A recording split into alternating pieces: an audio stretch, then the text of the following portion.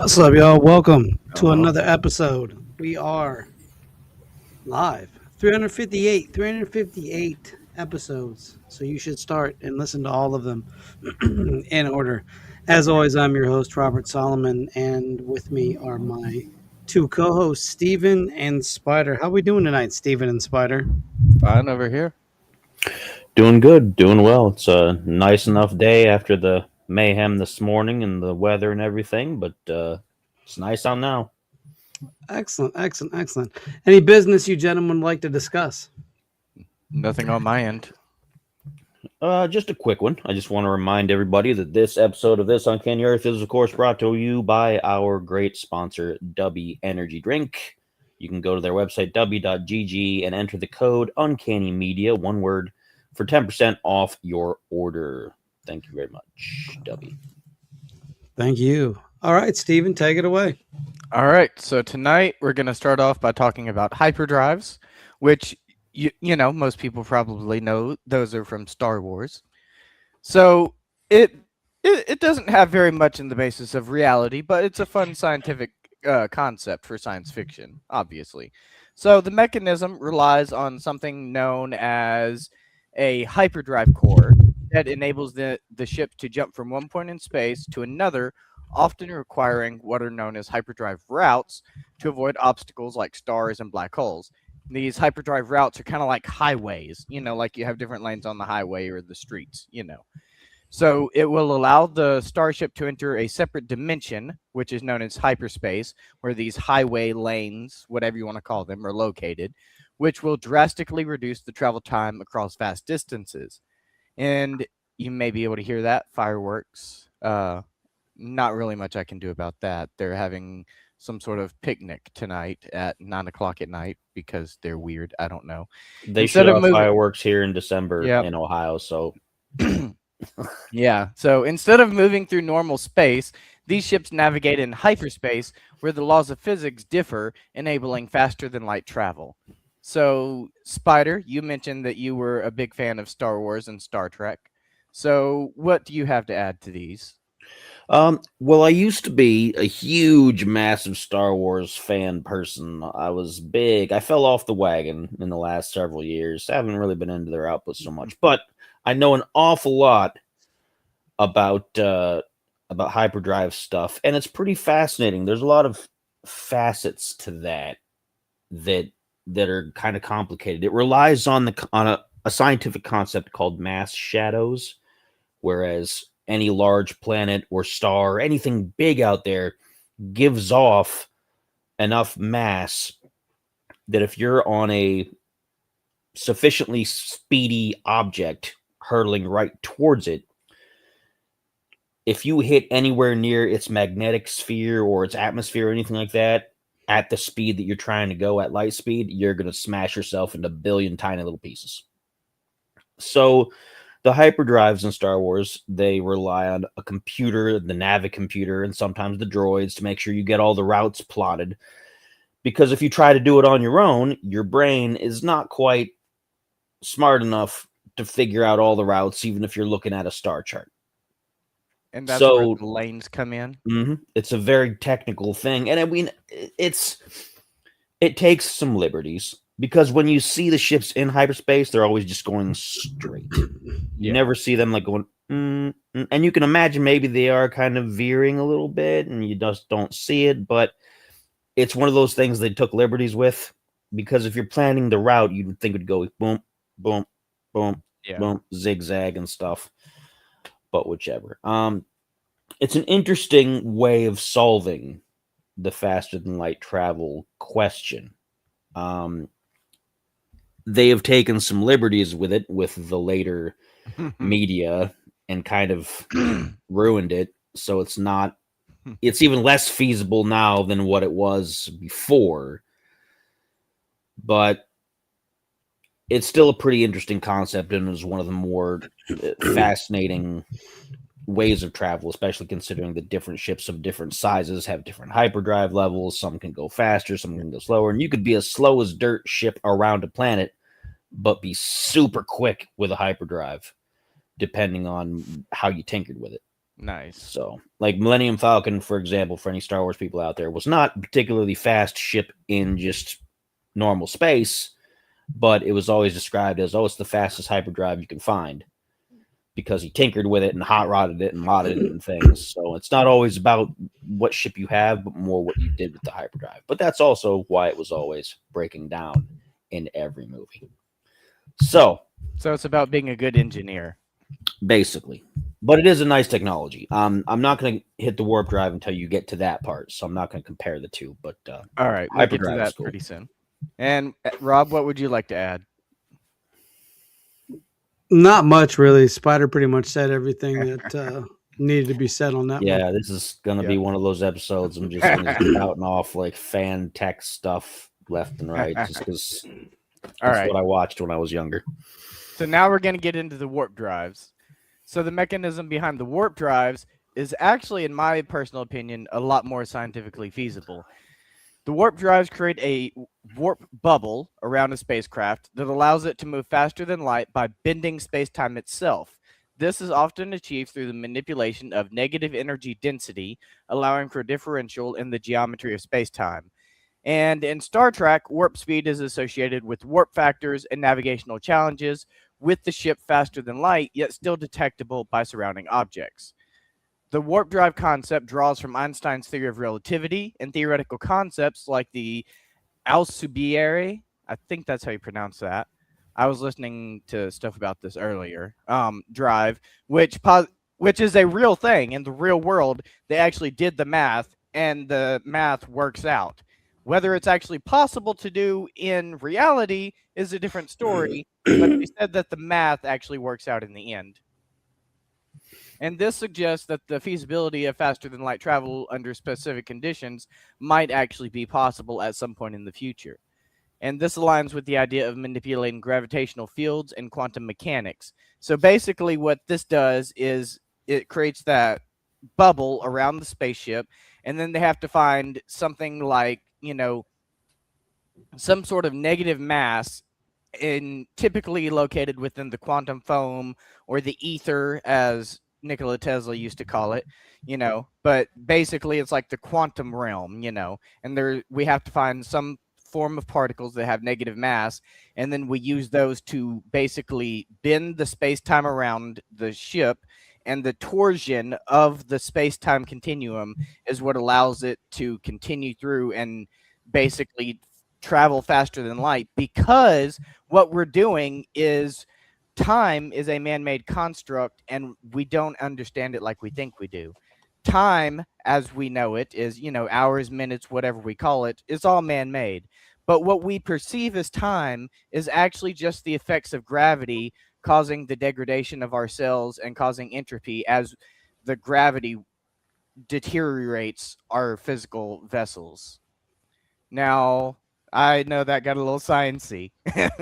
So let's go ahead and let Rob take the first one this time. So the Alcubierre drive is what you're talking about. Yeah. And it hypothesizes that a ship can just take space and contract and then push it back out the other end. So it's a very interesting aspect.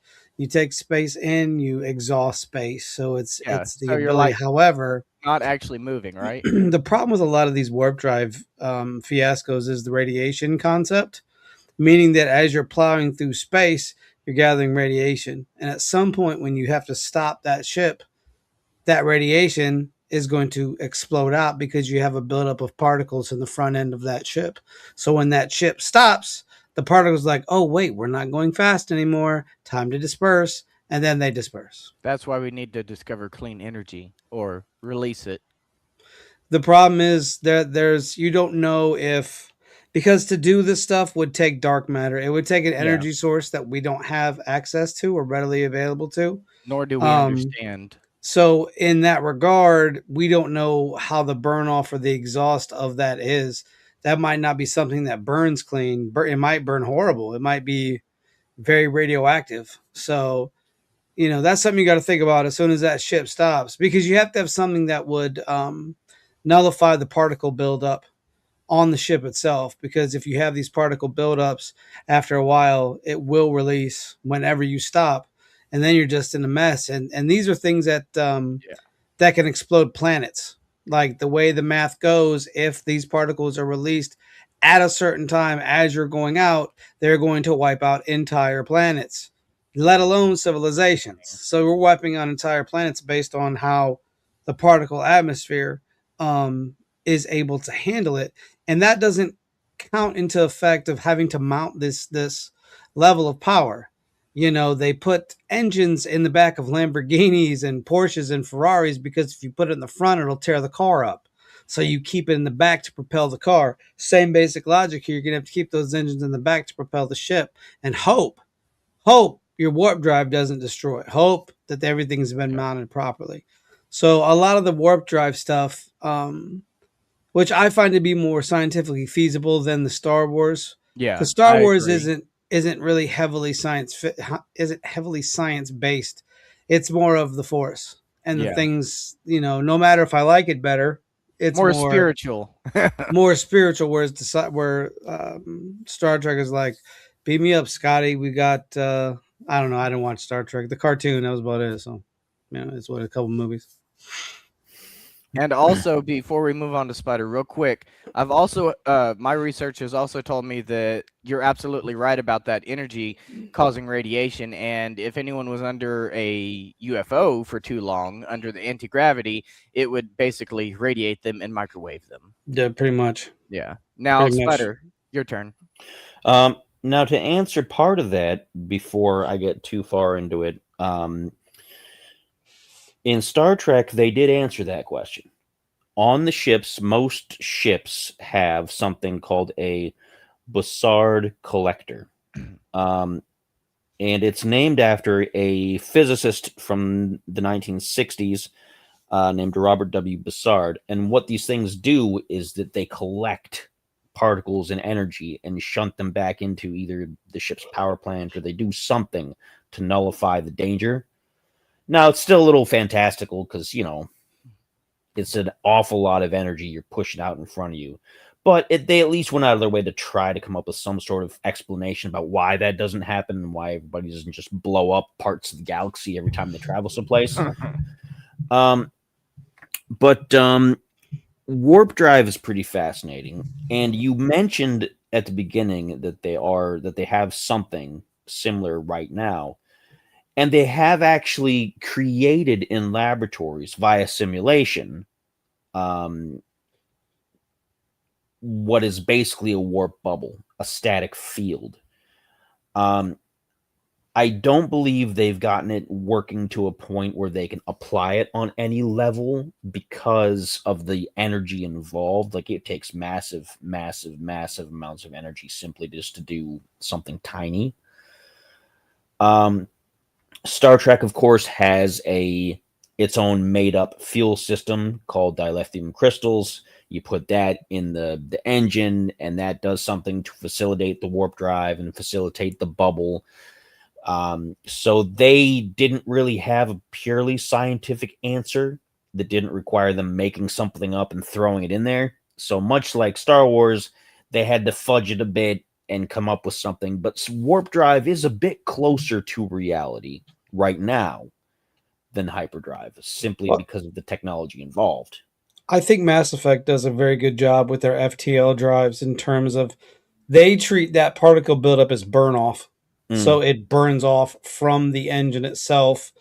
Thus, it dissipates in a way that is safe for the crew and safe for everybody around them. So, but that's mass ESO. Once again, you're using a Throwing made something up in. energy term, which is really more in line with dark matter, though, if we're being quite fair, frank, and honest.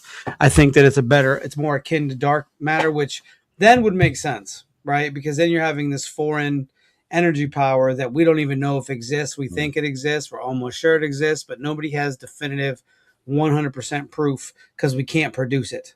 If we could produce it, then we could use it for fuel. If we could use it for fuel, you need something that travels faster than light. And dark matter is one of the few things that can be used to facilitate faster than light travel. And I the think other difference. that's the core. Yep. That's I the agree. core for both warp drives and hyperdrives. If we're going to break it down properly, that is the key component to both of those concepts is dark matter.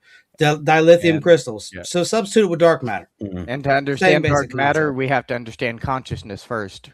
I think dark matter is just the it's like the antithesis of matter. It's not about Yeah. understanding consciousness. I think it's more understanding how energy systems work. But I think collecting that energy is to a point would be deadly because I feel like black holes, white holes, wormholes produce that. Because in my belief, I think it's the sort of byproduct of those massive stellar units that actually obliterate entire solar systems.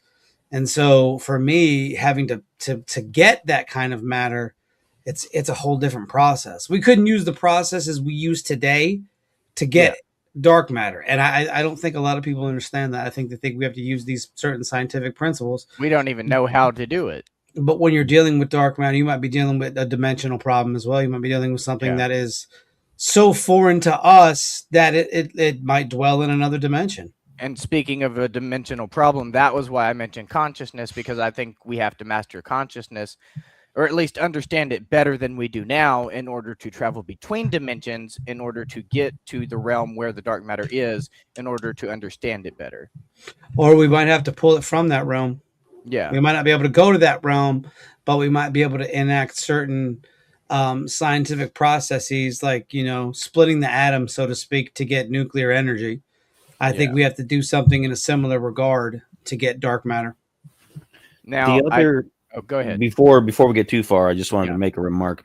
The other thing that's different between, say, Mass Effect and Star Trek is that Mass Effect ships on their own can't actually enter a No. faster than light either. I need a relay.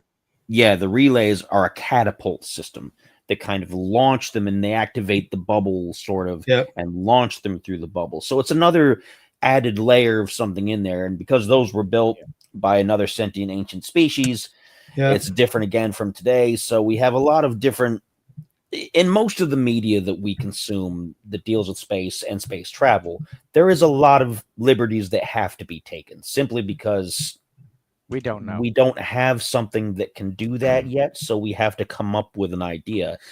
And for as much science as we know, because we don't have a scientific answer to all of it, we have to inject a little bit of magic, a little bit of something that magically makes it work and does something that makes sense to how it works. Like, It's always of course, interesting how it works out in reality, though. with Star Trek, you've got something that's supposed to be real life to them. It's a crystal, it's a mineral. So they tried to make it seem like it wasn't just an energy field, where Star Wars has a separate dimensional space that may or may not exist. Whereas Mass Effect, you have to rely on the dark energy and the EZO. The EZO, of course, is a made-up element like Star Trek, but the dark energy is based off of real-world computations. Yeah. But again, in every case, you have to kind of throw in something to make the thing work. And that's the one component that right now, here in our reality, we don't have. We are missing the one component that can make all these work. Yeah. We haven't quite figured that out yet. Now, I actually did find a patent for warp drive technology. It says recent warp drive patents focus on theoretical designs for modifying space-time to enable faster than light travel, building primarily on the Alcubierre metric, as we discussed a minute ago.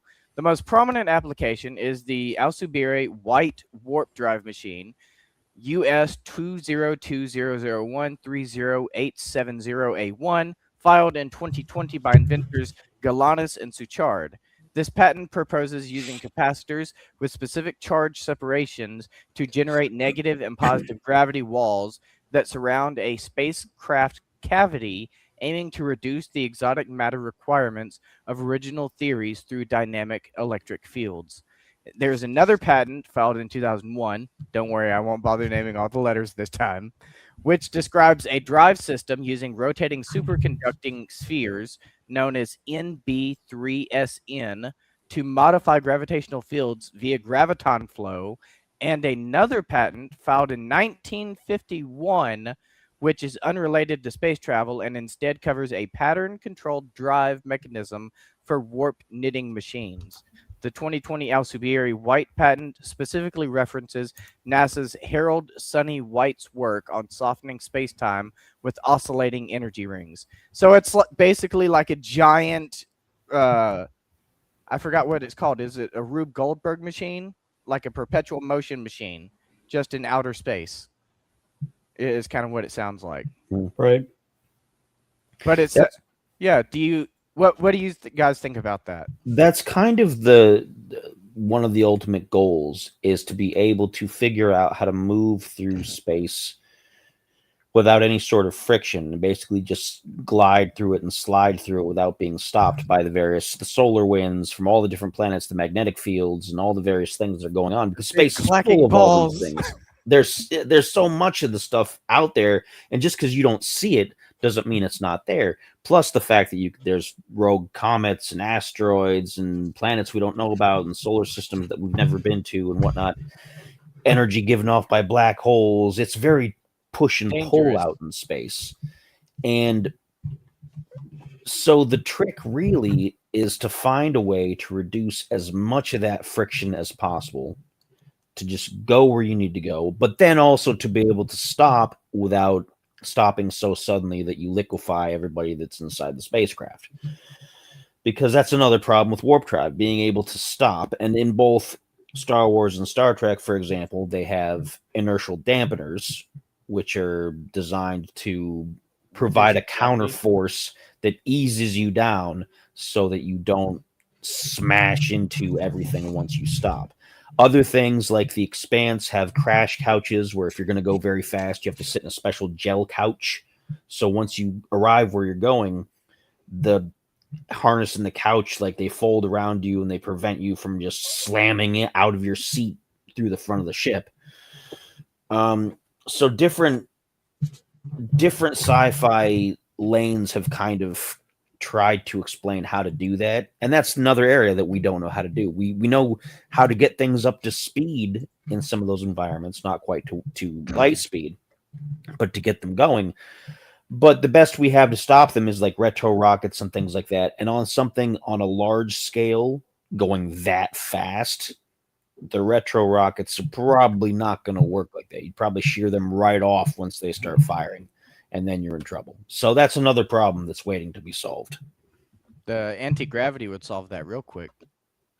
Depending. It's less what it is and more the amount of force that gets exerted when a human body is moving through a space. Yeah. I'm thinking once we figure out anti-gravity, we could like negate gravity instantaneously, no matter how much force there is.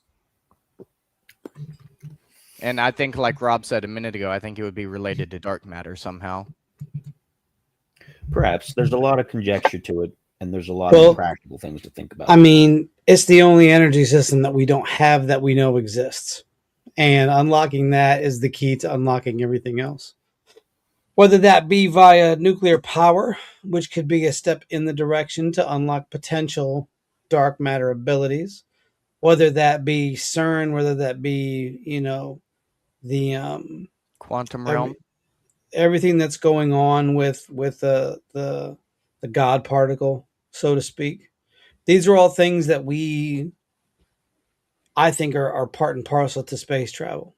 You can't use nuclear power to really space travel. It just isn't feasible. It's a lot to burn off. People don't really understand that in order to travel through space, and I'm not talking about going from here to the moon or even to Mars, to traverse space takes a lot of energy. So you need something that is small but super, super powerful and lasts a long time.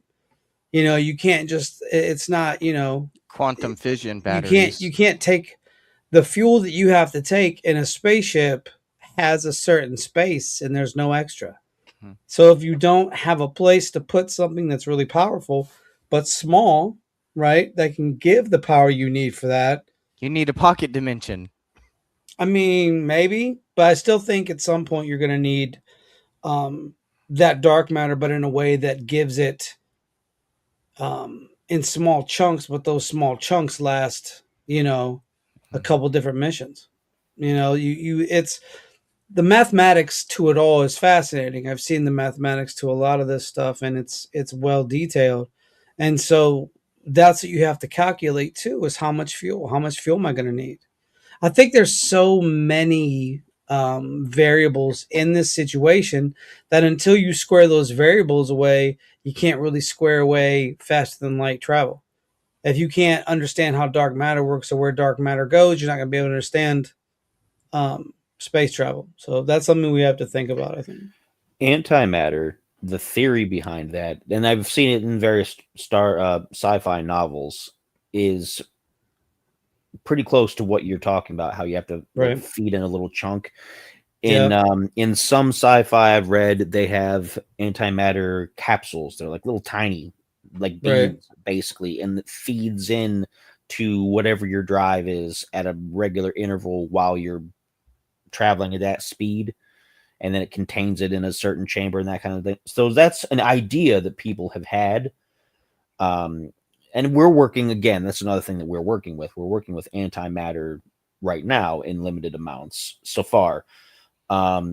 They've done different experiments in laboratories, and it's nowhere near ready because antimatter, of course, is notoriously unstable and all that good stuff. And you can't just do it willy-nilly all over the place. Hey, we're doing antimatter today. What? Right. Hey, everybody Because put on your protective gear. and that's a whole nother thing too, is we have to have something that can hold antimatter or dark matter. You have to have something that can contain it. Because we don't know the capable destruction that could occur if situations go awry. It could destroy the whole planet and light the atmosphere on fire at the very least. It could literally just chunk out the whole planet. Like there's Yeah. no planet here anymore. There's just a black Antimatter hole could now. theoretically create like miniature Yeah. black holes, and a miniature Yeah. black hole. Every time we run the LHC, Yeah, it's At, still a at black some hole, point, so- a miniature black hole would increase in size. Mhm. It's gonna and if our world disappears and in its place is a black hole, it's gonna cause a cosmic destruction. I mean, we're talking it's gonna get the star. As soon as it gets the star, that's it. And It's over.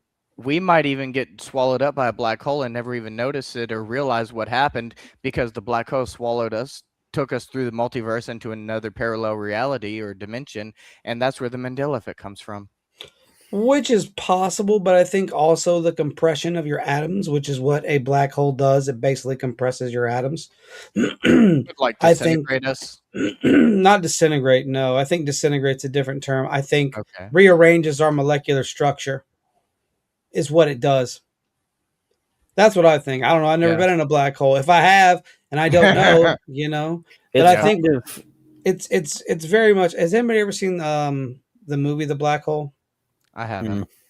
It's a great Disney movie. They go through the black hole and it's weird, but it's Yeah. different than that. The thing with black holes is that it's on at one hand, it's supposed to be annihilation, how everything's basically taken down to base particles. But Yeah. black holes spit out huge amounts of energy in plumes because that's what they're pulling in so many things, so much matter, and they blast it back out into the universe. And we still don't quite understand why, because if a black hole is so dense that it pulls everything in, why is it releasing anything? But certain energy is light enough to escape. Rubber And band then effect. that energy being that light is that building blocks for another solar system? Is that building blocks for life somewhere? Is that like what all is in that little cocktail that's getting blasted out? So you going into a black hole, you probably wouldn't know much about it once you went in. I Yeah. think you'd probably lose most of your consciousness, most of your senses, and most everything. Yeah. By the time you get kicked back out, it's going to be particles of some kind. And maybe that'll make a new you at some point in the future, or maybe it'll make a rock, maybe it'll make a space dust or a comet or whatever. Who knows? But And yeah, who knows if that fuses with your own energy so that you come out an amalgam of things, That's the thing. We don't know what happens when you go into a black hole. Nobody's ever been in one and came back out the other side. And if they have, they're probably halfway around either A, the universe, or B, another dimension. Yep. We can't just throw stuff in there either, because you throw something in there. Once again, we can't expect if we want to take space travel seriously, we have to think not like humans. because that's our problem, right? We have to have the ability to overthink I got in you. terms of, and don't say AI either because it doesn't No. work. Okay. Nope, not AI. Consciousness. It's related to consciousness. What if it's similar to Avatar and Nope? Both of those movies, okay? Did you see Nope? I seen Or Avatar. I seen okay, Avatar. do you know about the concept of the Nope where they said that the aliens were conscious beings, Yes. like the UFOs? Okay, so what if Yes. the UFO is actually a conscious being that you can only open the door and enter the UFO with proper resonance, and it's a spiritual thing? And when you get inside the UFO, it's like the Avatar stuff, and you have to hook yourself up mentally to the UFO in order to gain consciousness and control it. And you don't tell it to do anything, you ask it to do things, and you form a mental bond with it, like the creatures did with the other animals in Avatar. And then rather than, thinking about traveling through space, you don't travel through space in a UFO. You simply travel to space, meaning it's not like going a long distance in a short time. You're simply imagining yourself at a particular area, and then you're there at that particular area, just instantaneously based on your thought pattern alone. Now, that's not a human way of thinking. I don't. But it is because you just thought it. So it is a human way of thinking. Oh, but That's the problem. we're not all humans. I We're think not all that's what humans. I think that's what kind of stifles us is because we only have a human mind, and we're only going to base things on what we as fleshy meat bags can take. That's You a know, preconceived notion, though. we can't think as fourth dimensional beings because we only exist in a 3-dimensional setting. I think that's our error. That's the thing, Now, yeah. now you ask, how do you get around such a handicap for human beings? That, like I said, lies in the energy aspect. That lies in Leave the vessel. dark matter. That lies in antimatter. That lies in whatever energy source is needed to propel Interdimensional. us. That is something that is still human minded because humans are tenacious, right? We will force our way into the situation no matter what. But in order to fully understand dark matter and antimatter, it's going to take a lot of processing power. They're going to have a lot of PCs. They're going to be doing a lot of work because this isn't something that is minuscule, right? When you're dealing with a new energy source, you're dealing with problems like no other.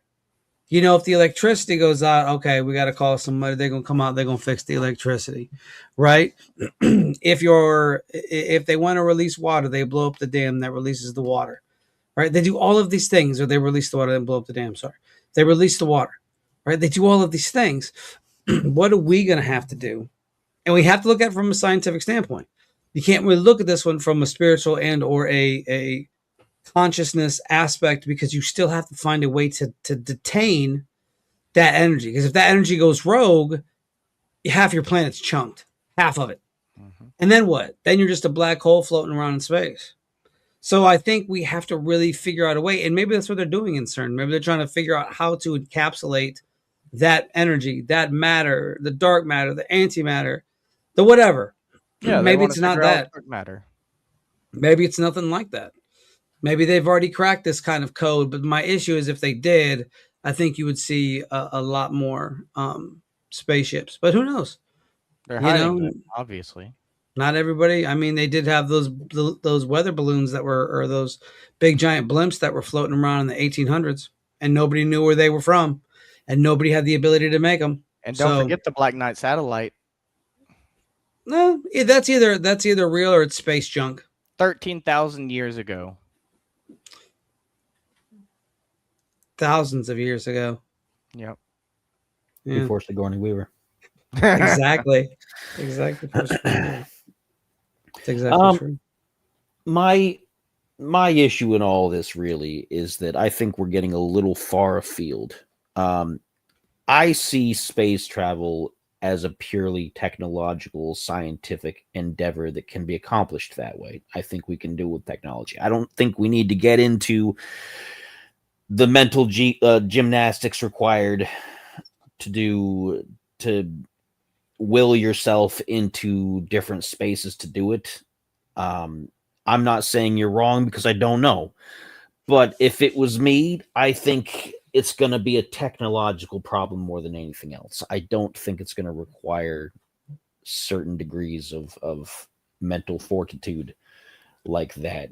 Yeah. I can, because then you get into the realm of whether it's a religious imperative to go to space, because that's where. No, I'm not saying, I'm not trying to twist your words or anything. Yeah. I'm going off in a different direction here. Quit trying to twist his words, jeez. because there are going to be people who are going to say, well, if we want to go find, for example, if we want to go find God's out in the solar system, and we need to power our ships and go out and find him. And then you get into some kind of, you're going to have offshoots of that. You're going to have people who. I think you're going to have that regardless, to be fair. I don't think that's something you can avoid. I don't have a problem with it per se. If it's the same basic concept of you get in your car and you go to church on a Sunday, right? If space travel is doing that at that point, right, where you can just take off, or you just jump on like flight 773 to Mars, you are going to have people that build a religion around that space travel.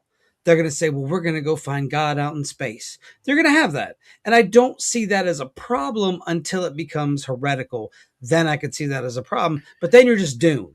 At that point, you're just riding around on sandworms and you're the chosen one. Well, the issue more isn't that people are going to be religious about it. It's that I think some of that, if you give that enough prominence, some people who are not scientific, because you need to be a little bit of both sometimes. If you're going to be a religious person, you also owe it to yourself to be a scientific person. You need to be able to do one and the other. It's just, it's smart thinking for you, because then you can defend your religion in a scientific way. You're not asking people just to purely take your word for it. God particle. But I think there's going to be people who are not going to be very scientific, who are going to hire scientific people to do things for them in a religious sense. And they're not going to be satisfied with, well, we can't really do this, we can't do this, and they're going to have shortcuts, and they're going to make things that work, but could have worked better, and maybe they're dangerous, or maybe they're this and that. No, and I think again we should approach it from a purely technological standpoint. I mean, that's a personal opinion. Of course, I'm not going to tell anybody that you better start building your spaceships without any religions at all, because it's leading to trouble. No, because again, we have our imagination, we have our religious thought. All these things are what make us who we are, and they're all important. But when it comes to something like this, I definitely would lean more on the purely scientific side rather than the more. And I'm not necessarily disagreeing with you. What I'm suggesting is that you combine both spirituality and science together. Like you said, you use a little bit of both in order to figure out the truth. Because as you compared science and religion a minute ago, with what I've been studying over the last few years, I've discovered that if you dig deep enough into science, it leads to religion, and vice versa. If you study religion deep enough, it leads back to science. There's something there that people don't understand that connects the two together. No, I agree. And I think in the future, we could, if we accept spirituality as a thing and, raise our vibrational frequencies as a species, as a civilization, I think that in the future, we could create brand new technology based on spiritual concepts, such as I'm a big fan of resonance, and I believe that we could eventually, if we accept spirituality and do like you said, scientific study into spirituality and spiritual concepts, I believe that one day we could even create something known as resonance locks, where you can literally unlock and lock objects with a resonance key held within your soul and your DNA. Well, I don't know anything about that. And, I'll tell you, I'm a grumpy old man, and I like to keep things separate and organized. Yeah. But again, that's just me. That's my personal preference. Unified field theory. But he himself is not separate and organized. He's disorganized. That's why I am not on an advisory board for anything important, because obviously I'm a bit of No, a you are mud. not. You're not allowed to be. So- You're not allowed to.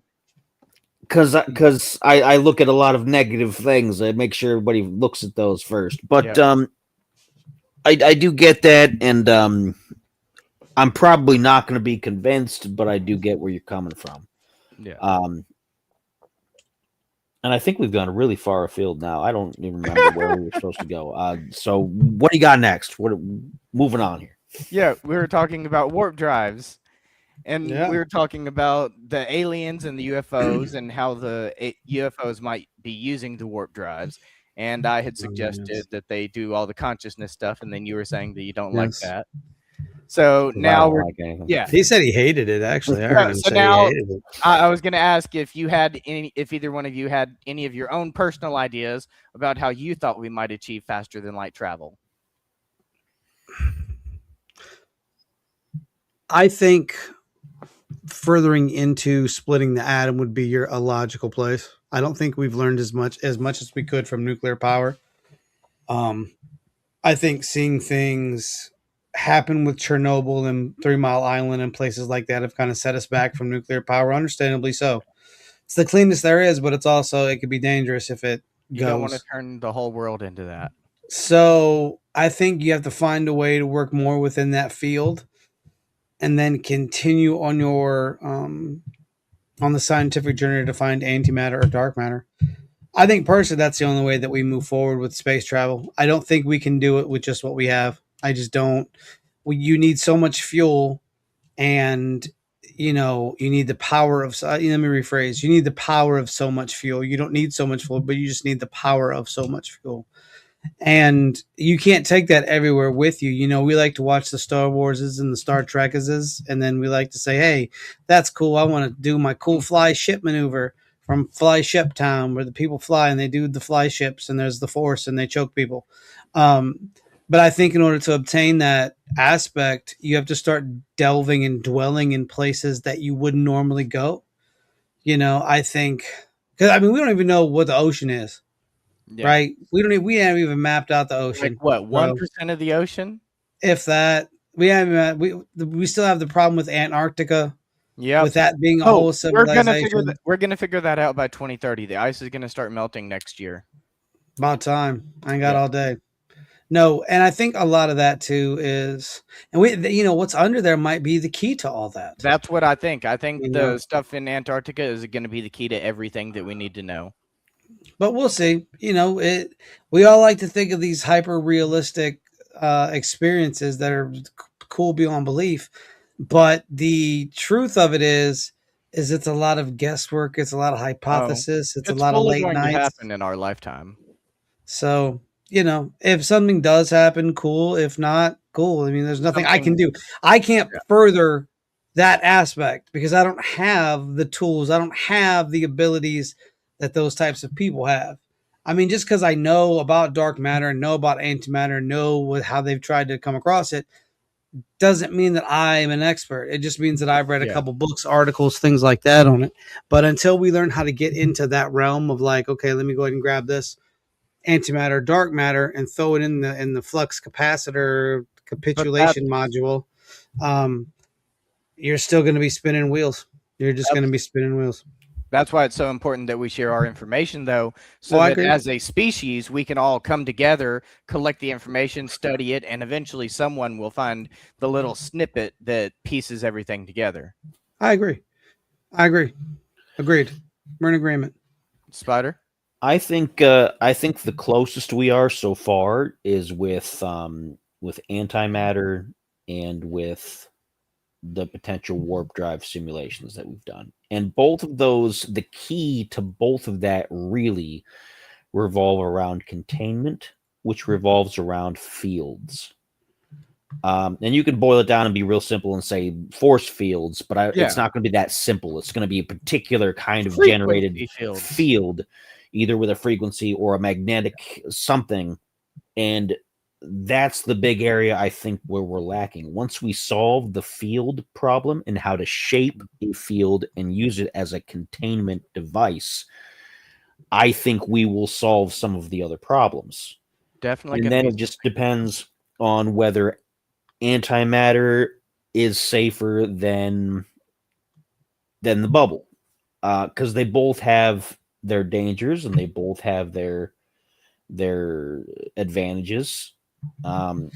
And those are the two technologies I believe that we're probably closest to achieving sometime in the near future if we focus on space travel. The other issue, of course, is that we're not funding space travel well enough. It's lagging behind again. We keep going start and stop where one season it says we're going to fund space travel, we're going to do all this great stuff, and then the next year they say, oh well, now we're cutting budgets, we're cutting down waste, we're going to take away from the space travel budget. And it's within the same administration. Sometimes the same administration will bounce back and forth 3 or 4 times on space travel. It's all a show. And it's not, I'm not pointing fingers at any particular one. I'm saying they've all done this On ever both since sides.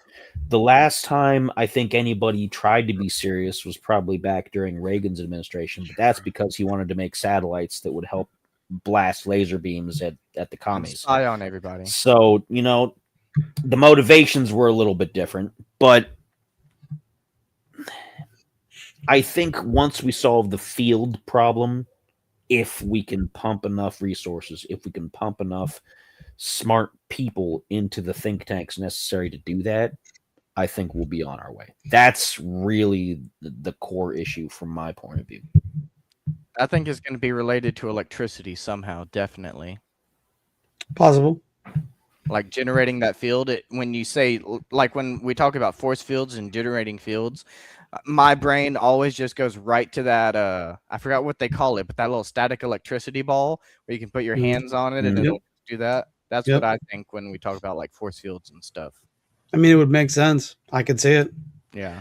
Ions are a big part of that. They have the little TIE fighters in Star Wars use ion engines, and we have the means to make ion engines now. They've been testing them on some of our satellites and unmanned spacecraft right now. Yeah. So that's a technology we have, and that's another step in the right direction. So we can make TIE fighters. Well, or something faster than just, plodding through space on a rocket. If you have the ion engine, you can cruise around in this little solar neighborhood. You might not go interstellar, but you can cruise around a little bit. You can get places a bit faster. It's not going to take you years to get from one place to another. It'll take you maybe a few days. And you can come back. It's less like you have to have a rocket system to bring you back. It's an engine. And so they're very close to figuring that out, again, if they get the right resources and the right money flowing in and the right smart people continuing that research. So there are a lot of exciting projects that are there, but it's, again, waiting to be funded, waiting for us to wake up and do something with them, which would be fantastic because I'm excited for it. I don't think I'll ever see it, to be fair, but I would like to. Agreed. Yep. All right. Anything else? No, that's it. That's all from us. All right. That's all from me. Everyone, we'll be back next week. I'll be talking to you fine folks about Dyson spheres and stellar engines because that is my bread and butter and bread. So, as always, why be boring when you can be uncanny? Thank you, everyone, for watching, and we will see you fine folks next week for another episode of This Uncanny Earth. See ya.